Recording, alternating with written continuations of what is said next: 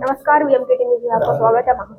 आपको बता दें कि अभी हम प्रेस क्लब आए हुए हैं। यहाँ पे स्वामी शैलेंद्र जी के द्वारा एक प्रेस कॉन्फ्रेंस रखी गई है। उसमें ये है कि जो भी हमारा राष्ट्र है वो किसान राष्ट्र होना चाहिए। तो इसी मुद्दे पे इन्होंने जो है प्रेस कॉन्फ्रेंस रखी है। तो इस बारे में हम लोग बारीकी से इन्हीं से जानेंगे और आपको भी बताएंगे। तो स्वामी जी, सबसे पहले तो ये बताइए कि जिस तरह से आपका ये मांग है कि जो राष्ट्र है वो किसान राष्ट्र होना चाहिए, तो इसका महत्व क्या है? देखिए, इस देश में जो है 50+1 का बहुमत होता है। जो ज्यादा होता है उसकी बात को सुनना चाहिए। जी, बिल्कुल। यह देश में 70% किसान है जी। और भारत गांव में बसता है। ज्यादातर आबादी जो है गांव में बसती है। जी। लेकिन हम किसानों की सरकार नहीं सुनती है। इसीलिए 10%, 15%, 20% वाले लोग अपनी मांग रहे हैं और उनकी मांग को मान भी लिया जा रहा है। कोई कुछ कह रहा है, कोई कुछ कह रहा है।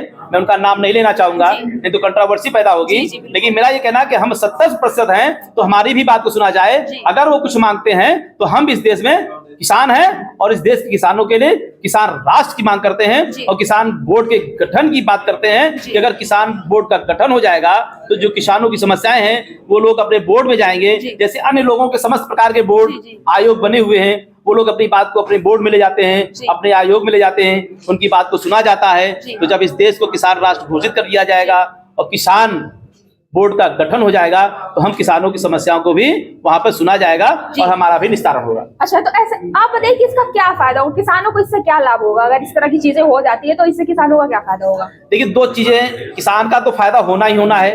मैंने कहा ना, बोर्ड बन जाएगा। जब बोर्ड बन जाएगा तो किसान को फसल की उचित मूल्य का जो है वहाँ मूल्यांकन होगा कि किसान ने अपनी खेती में कितनी पूंजी लगाई और पूंजी लगाने के बाद उसकी आमदनी क्या हो रही है, क्योंकि सरकारें इस पर काम कर रही है। ऐसा नहीं कि तो आपको लगता है कि अभी जो किसान है उनके लिए अच्छा काम नहीं हो रहा है, उनके हित के लिए काम नहीं हो रहा है? हाँ, निश्चित अगर ऐसा हो, किसी वर्तमान सरकार पे नहीं कराऊं, जितनी सरकारें आई हैं उन सरकारों में से अधिकतर सरकारों ने किसानों के लिए बहुत अच्छे नियम कायदे कानून नहीं बनाए।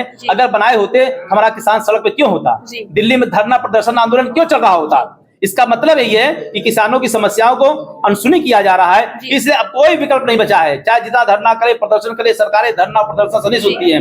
अगर ये देश किसान राज घोषित होगा और किसान बोर्ड का गठन होगा तो हमारी बात को उस बोर्ड में सुना जाएगा। अच्छा, तो स्वामी जी बताइए, जिस तरह से महाकुंभ आने वाला है प्रयागराज में, तो आपका भी कहीं पे कैंप लगेगा प्रयागराज में? हाँ, सेक्टर 15 में किसान देवता मंदिर का शिविर लगेगा जो है, और वहां पर भी हम जो है धार्मिक कार्य और सामाजिक कार्यों में जो है निःशुल्क चिकित्सा, वहाँ जो भी प्रयागराज कुंभ क्षेत्र में महाकुंभ में बाहर से लोग आएंगे तो हम उनको उस तरह के निःशुल्क चिकित्सा भी सुविधा भी देंगे। अच्छा, तो अंत में बता दीजिए, आप क्या अपील करना चाहेंगे, क्या कहना चाहेंगे लोगों से? मैं यही कहना चाहता हूँ, भारतवर्ष और भारतवर्ष के अलावा पूरे राष्ट्र, पूरे विश्व से कहना चाहता हूँ कि हर देश में किसानी होती है, हर देश में लोग अन्न खाते हैं और अन्न पैदा करता है अन्नदाता किसान देवता।